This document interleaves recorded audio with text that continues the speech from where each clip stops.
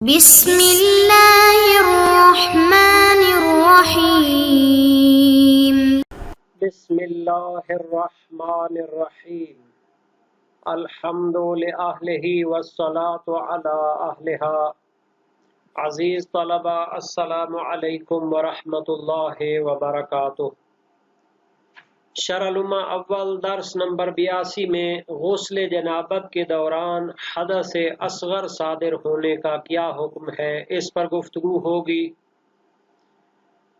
غسل جنابت کے دوران حدث اصغر صادر ہونے کے حکم کی گفتگو میں حدث کی اقسام کو بیان کیا جائے گا۔ ایک حدث اصغر ہوتا ہے، ایک حدث اکبر ہوتا ہے۔ مسئلہ مذکورہ یعنی غسل جنابت کے دوران حدث اصغر صادر ہونے کا جو حکم ہے، اس کے بارے میں اقوال اور نظریات پیش کیے جائیں گے۔ شہید ثانی کا ان کے متعلق تحقیق اور تبصرہ ذکر ہوگا، اور غسل جنابت کے علاوہ دوسرے اغسال کے دوران اگر حدث اصغر صادر ہوتا ہے تو اس کے بارے میں بھی گفتگو ہوگی۔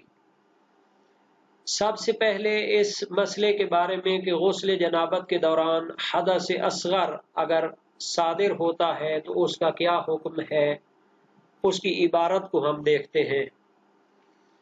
تو فرمایا وَيُعَادُ غُسْلُ الْجَنَابَةِ بِالْحَدَثِ الْأَصْغَرِ فِي أَثْنَائِهِ عَلَى الْأَقْوَى عِنْدَ الْمُصَنِّفِ وَجَمَاعَةٍ وَقِيلَ لَا أَثَرَ لَهُ مُطْلَقًا وَفِي ثَالِثٍ يُوجِبُ الْوُضُوءَ خَاصَّةً وَهُوَ الْأَقْرَبُ وَقَدْ حَقَّقْنَا الْقَوْلَ فِي ذَلِكَ بِرِسَالَةٍ مُفْرَدَةٍ۔ مسئلہ یہ تھا کہ غسل جنابت کے دوران اگر حدث اصغر صادر ہو جاتا ہے، حدث اکبر اور حدث اصغر کی تقسیم اس طرح کی گئی ہے کہ وہ حدث کے جس کے ذریعے غسل واجب ہو جاتا ہے وہ حدث اکبر ہوتا ہے، جیسا کہ منی کا خارج ہونا، حیض کا آنا، اور یہ سارے جو غسل کے موجبات ہیں یہ حدث اکبر شمار ہوتے ہیں۔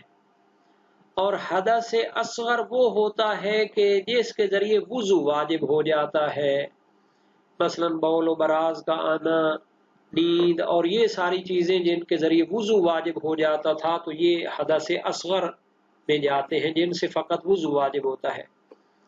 اب مسئلہ یہ ہے کہ غسل جنابت کر رہا ہے، حدث اکبر اس پر پہلے موجود ہے، مثلا جنابت کی حالت انزال سے یا ہم بستری سے، اور وہ غسل جنابت کر رہا ہے، اس کے دوران اس سے حدث اصغر صادر ہو گیا، مثلا بول و براز صادر ہو گیا، یا مثلا جو ایسے اسباب تھے جن سے وضو واجب ہوتا تھا، ہوا خارج ہو گئی۔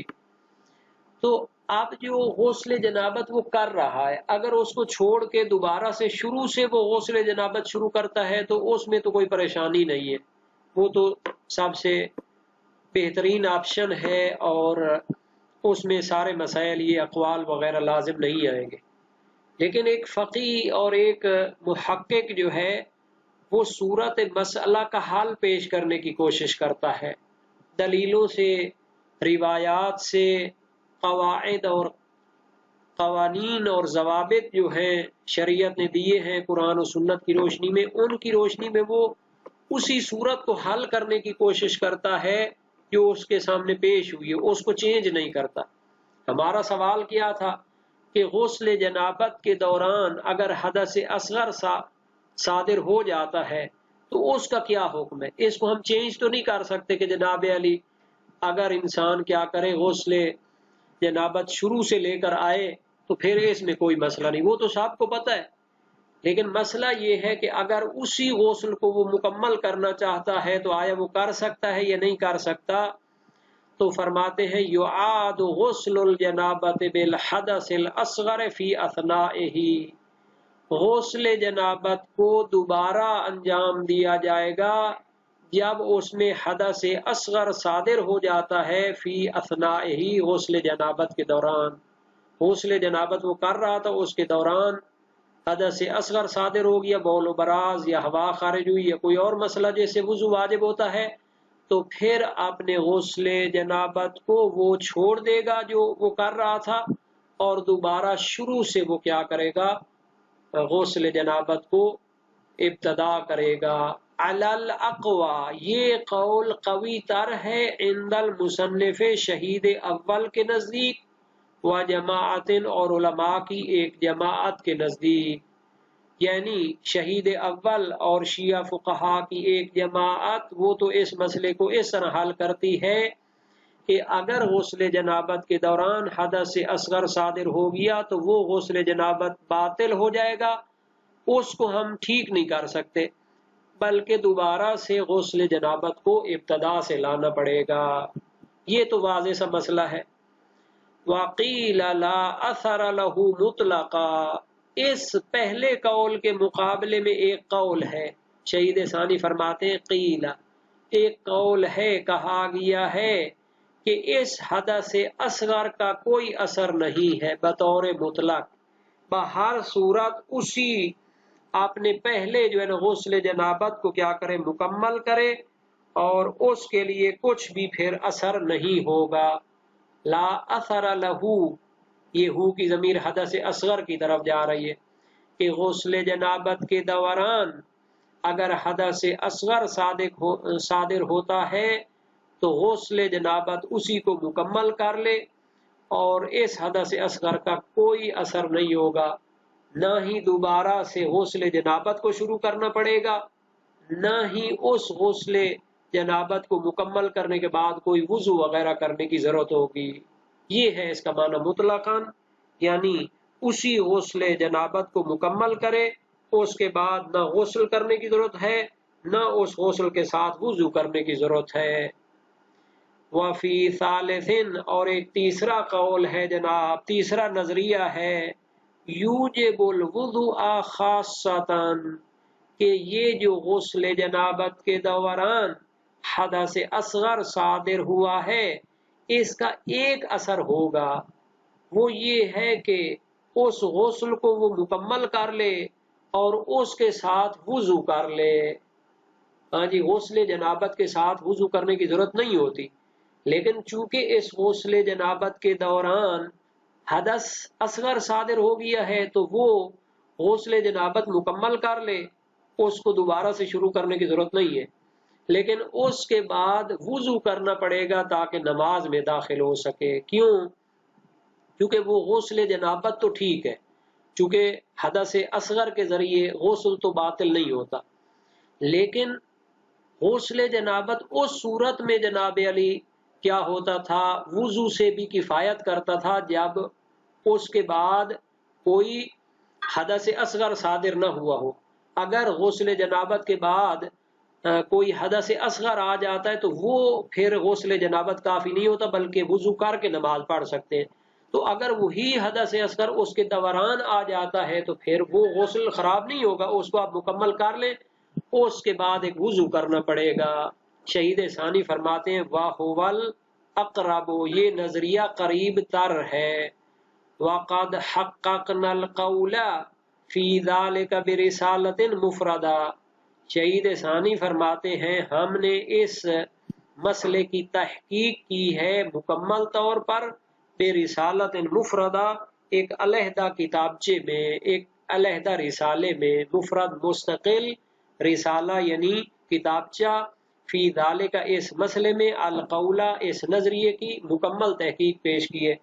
شہید ثانی نے چونکہ اس میں بہت طول اور تفصیل کے ساتھ جو ہے نا جی دلیلیں پیش کی ہیں، حتیٰ اب یہاں پر ان کا خلاصہ بھی پیش نہیں کرنا چاہتے، چونکہ اس کی تمام جوانب پر لکھنا اور اس پر جناری روشنی ڈالنا، تو اس کے لیے پھر شہید کو ذہن میں ہے کہ اگر میں اس کو پیش کروں تو پھر پاس بہت زیادہ بڑھ جائے گی، اس وجہ سے یہاں پر انہوں نے اصلاً اشارہ وغیرہ بھی نہیں کیا، حالانکہ ان کا طریقہ یہ ہے کہ ان مسائل میں انہوں نے دوسری کتابوں میں تفصیل پیش کی ہوتی ہے، لیکن اس کی دلیلوں وغیرہ کی طرف مختصر اشارہ وغیرہ کر دیتے ہیں، لیکن یہاں انہوں نے پیش نہیں کیا چونکہ ان کو اپنی اس مستقل رسالے پر جو ہے نا جی اعتماد ہے۔ لیکن کیا کیا جائے جناب، یہ 9ویں صدی 10ویں صدی میں تھے شہید ثانی، اور ہم جناب 5-7 صدیاں بعد میں آئے ہیں، وہ رسالے بھی ہم تک نہیں پہنچے، اگر ہیں بھی صحیح تو عربی وغیرہ میں ہیں،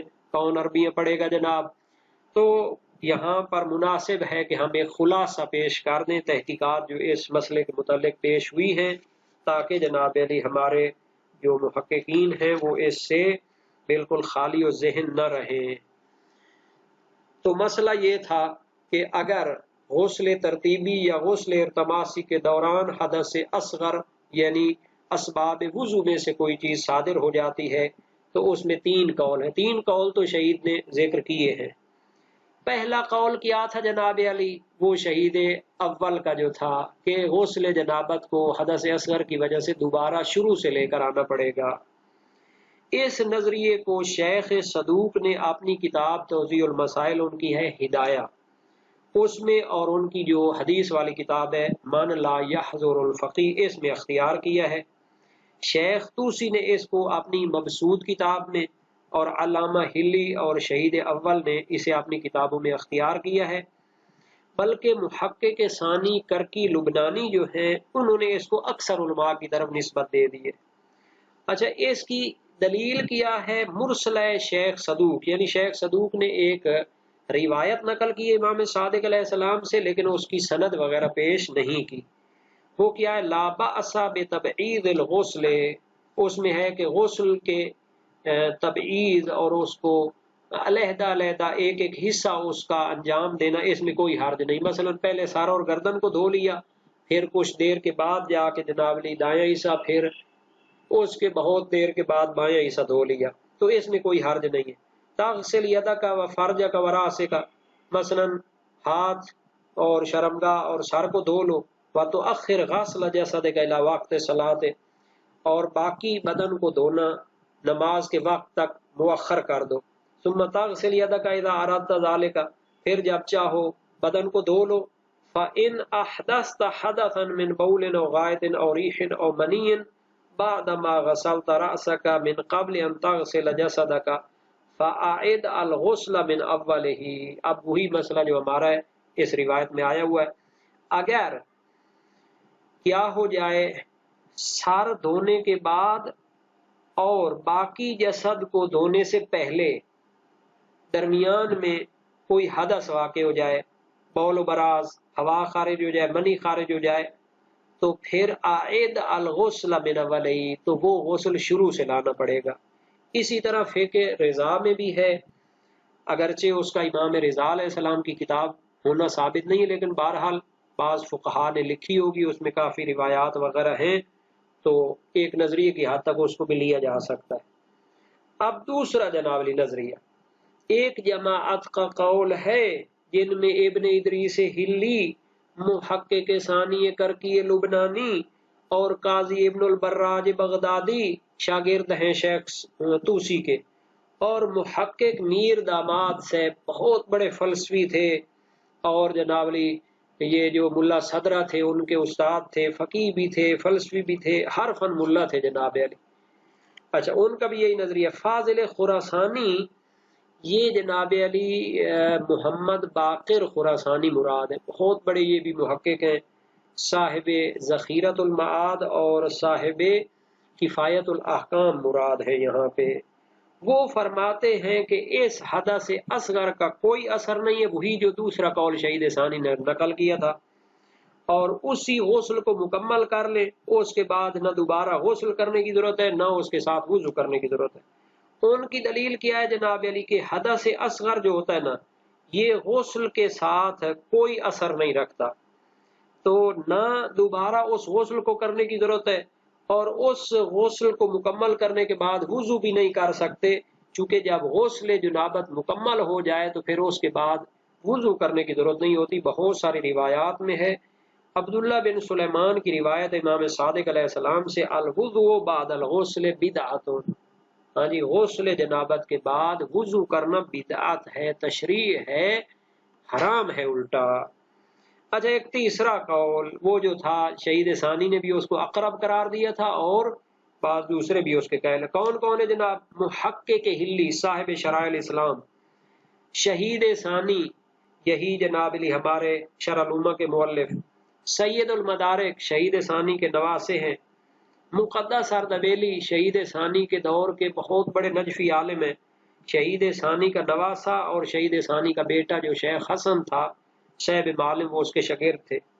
اچھا جی، فاضل کاشانی، یہی محدث کاشانی جو ہیں، وافی شریف ان کی ہے، تفسیر صافی ان کی ہے، بہت ساری اس کی کتابیں. اچھا، شیخ بہائی اب بہت بڑے فقیہ ہیں، فلسفی ہیں، اور نحو میں ان کی وہ سمدیہ والی کتاب مشہور ہے. ان کے والد شیخ بہائی کے والد بھی بہت بڑے فقیہ تھے. فاضل ہندی وہ جو کاشف اللسام والے ہیں، انہوں نے بھی شرح الامہ کی شرح لکھی تھی. اور دوسری ایک جماعت قائل ہے کہ اس غسل کو مکمل کر لے اور اس کے ساتھ پھر وضو بھی واجب ہوگا. اچھا، اس غسل کو مکمل کیسے کر سکتا ہے؟ تو کہتے ہیں حدث اصغر غسل کو دوبارہ واجب نہیں کرتا، نہ پورے غسل کو واجب کرتا ہے، نہ کہ اس کے آدھے حصے کو واجب کرتا ہے. تو اس غسل کو دوبارہ دہرانا تو ضروری نہیں ہے. اس کے بعد وضو کیوں واجب ہے جناب؟ چونکہ حدث اصغر جو آیا ہے اس کے لیے کوئی رافع حدث ہونا چاہیے، تو وہ غسل تو اس کا نہیں ہو سکتا رافع. ہاں جی، وہ یا تو غسل ہوگا یا وضو ہوگا. کہتے ہیں پہلا غسل تو اس کو نہیں اٹھا سکتا، چونکہ آدھا وہ پہلے مکمل ہو چکا تھا، اس کے بعد وہ آیا ہے. تو پھر بعد میں ایک علیحدہ وضو کرنا پڑے گا تاکہ اس حدث اصغر کو اٹھا سکے. اور جو کہتے ہیں کہ غسل جنابت کے ساتھ وضو نہیں ہوتا اور وہ بدعت ہوتا ہے، تو وہ ہے کہ اگر حدث سابق جو ہے نا جی کیا ہو، غسل شروع ہونے سے پہلے جو حدث وغیرہ آیا ہو، اس کے لیے وضو کرنے کی ضرورت نہیں. لیکن اگر غسل کے دوران کوئی حدث اصغر آ جائے تو اس کو اٹھانا ضروری ہوگا. تو یہ قول آخری جو ہے جناب علی، اس کو شہید ثانی نے اپنایا ہے. اگر وہ مرسلہ شیخ صدوق کی وہ پہلے قول کی تائید نہ کرے، لیکن ظاہر ہے کہ وہ مرسل ہے، بے سند ہے، اس کی تو سند ہی نہیں ہے. اور کچھ لوگ کہتے ہیں کہ جناب بعض علماء نے اس پر عمل کر لیا ہے، تو اس وجہ سے اس پر عمل کیا جائے، اس پر فتویٰ دیا جائے. تو یہ کیا ہے، اصول میں اس کو جا کے بحث کرنا چاہیے کہ آیا اس طرح ایک مرسل روایت حجت ہو جاتی ہے یا نہیں ہو جاتی. یہ خلاصہ تھا اس بحث کے بارے میں جو ادلہ وغیرہ کی روشنی میں اور علماء کے آراء کی روشنی میں پیش کیا گیا. 3 قول ہیں جناب. پہلا قول یہ ہے کہ وہ غسل جنابت باطل ہو جائے گا، دوبارہ سے اس کو شروع کریں. دوسرا یہ ہے کہ اصلاً اس غسل پر کوئی اثر نہیں پڑے گا، بعد میں وضو کرنے کی بھی ضرورت نہیں ہے. تیسرا قول یہ ہے کہ اس غسل کو مکمل کر لیں لیکن اس کے ساتھ وضو بھی کرنا پڑے گا. اب آ جاتے اس کا تتمہ.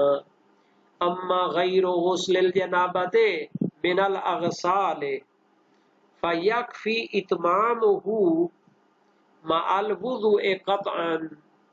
اچھا، غسل جنابت کے علاوہ دوسرے جو غسل ہیں نا، ان میں اگر حدث اصغر آ جاتا ہے تو ان کو پورا کرنا کافی ہے، یعنی اس کو دوبارہ سے نہ لے آئے، اسی کو پورا کر لیں. مع الوضوء قطعا، اور ساتھ ان کے وضو بھی کر لیں، اور یہ کافی ہے قطعا، اس کا آپ یقین کر لیں. کیوں؟ چونکہ غسل حیض ہے، غسل نفاس ہے، اور باقی غسل مس بیت ہے، یہ ایسے غسل ہیں کہ ان کے ساتھ تو وضو ویسے ہی کرنا ہوتا ہے. اگر درمیان میں حدث وغیرہ آ گیا تو اس غسل پر کوئی اثر نہیں پڑے گا.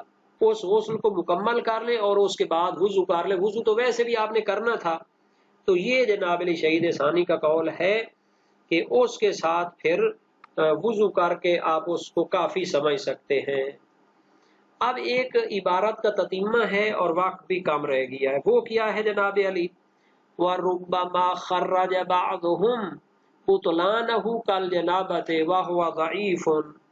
بعض اوقات علماء نے کیا کیا ہے، ان غسل جنابت کے علاوہ والے غسلوں کو بھی باطل قرار دیا ہے اگر ان کے دوران کیا ہو جاتا ہے، وہ کیا ہو جاتا ہے، کوئی حدث اصغر صادر ہو جاتا ہے. کل جنابت جیسے غسل جنابت میں بھی ایک قول یہی تھا کہ اگر اس کے دوران حدث اصغر ہو جائے تو وہ ختم ہو جائے گا غسل اور اس کو شروع سے لانا پڑے گا. تو یہ بھی کہتے ہیں کہ بطلان غسل والے حکم کو انہوں نے تخریج کیا ہے جنابت والے حکم سے، जिस तरह गुस्ल जनाबत नमाज को मुबाह करता है, इसी तरह बाकी अगसाल भी नमाज को मुबाह करार देते हैं। लिहाजा दोनों इस जिहत में शरीक हैं। बस इससे हम इस्तिफादा करते हैं कि बाकी गुस्ल भी गुस्ल जनाबत वाला हुक्म रखते हैं और उसी के साथ मुल्हक हैं। बस जिस तरह हदस असगर गुस्ल जनाबत को बातिल करता है, बाकी अगसाल भी उसको बातिल करते हैं। शहीद सानी फरमाते हैं ये निहायत ज़ईफ कौल है, तखरीज वाला ये कौल ज़ईफ है, क्योंकि अव्वलन हमने गुस्ल जनाबत में भी बुतलान को कबूल नहीं किया था कि यहाँ पर उसको कबूल करें, और दूसरा अगर दो चीजें एक जिहाद या हुक्म में शरीक हूँ तो उसका लाजमा ये नहीं कि तमाम जिहाद में शरीक हूँ। बस बाकी गुस्ल अगरचे नमाज को मुबाह करार देने में गुस्ल जनाबत के साथ शरीक हैं, लेकिन इसका लाजमा ये नहीं कि हदस असगर की वजह से बुतलान में भी शरीक हूँ। तो ये जनाब अली उन्होंने कहा है कि आप उसको दूसरे गुस्लों को गुस्ल जनाबत पर क्या कर रहे हैं, कियास कर रहे हैं, तो ये निहायत ज़ईफ है। गुस्ल जनाबत में तो रिवायत मौजूद थी, बहस की गुंजाइश थी, लेकिन दूसरे अगसाल में उसको कियास करने की गुंजाइश नहीं होनी चाहिए।